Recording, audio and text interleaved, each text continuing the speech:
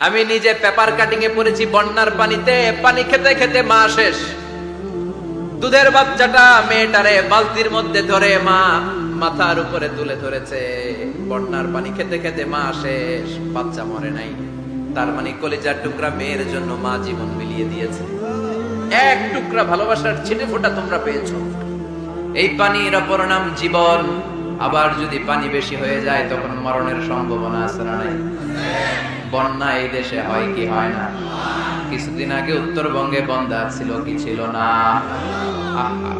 নূহ আলাইহিস সালামের উম্মাকে অবিশ্বাসের কারণে, গাদ্দারির কারণে আল্লাহ এই প্লাবন দিয়ে, পানি দিয়ে শেষ করে দিয়েছে। এজন্য পানি দেখলেই এটা যে বাঁচার কারণ, বাঁচার মাধ্যম এমনটা নয়। এই পানি দিয়ে আল্লাহ আমাদেরকে শায়েস্তাও করতে পারেন, পানিশমেন্টও করতে পারেন, শাস্তিও দিতে পারেন, আযাব আর গজব দিয়ে তলিয়েও দিতে পারেন। ঠিক কি না? সাইয়েদনা আদম থেকে শুরু করে up to the day of judgement, কিয়ামত পর্যন্ত সবাই মিলে আমরা ভাগে যদি কয় টুকরা? কথা বলেন। আর আল্লাহ নিজের কাছে রেখে দিয়েছেন কয় টুকরা? তাহলে ভালোবাসা আল্লাহর বেশি না কম?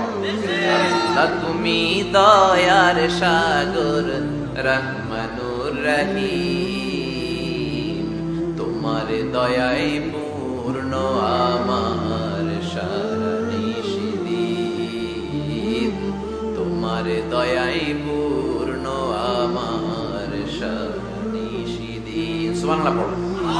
আল্লাহর যে এই অপার দয়া, ভালোবাসা, এটার উপর আস্থা আছে তো? নাকি নিজের ঈমান আর আমলের উপর আস্থা রাখবেন? আমাদের আমল, আমাদের ইবাদত, আমাদের সালাত, যাকাত, এগুলো আমাদেরকে জান্নাতে নিতে পারবে? আমাদেরকে জান্নাতে নিতে পারে শুধুমাত্র কেবলমাত্র আল্লাহর দয়া আর ভালোবাসা।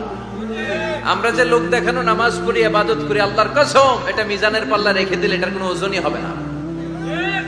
আমাদের আশার জায়গা, ভরসার জায়গা একটা, সেটা হলো আল্লাহর দয়া। চিল্লায় বলেন ঠিক কি না?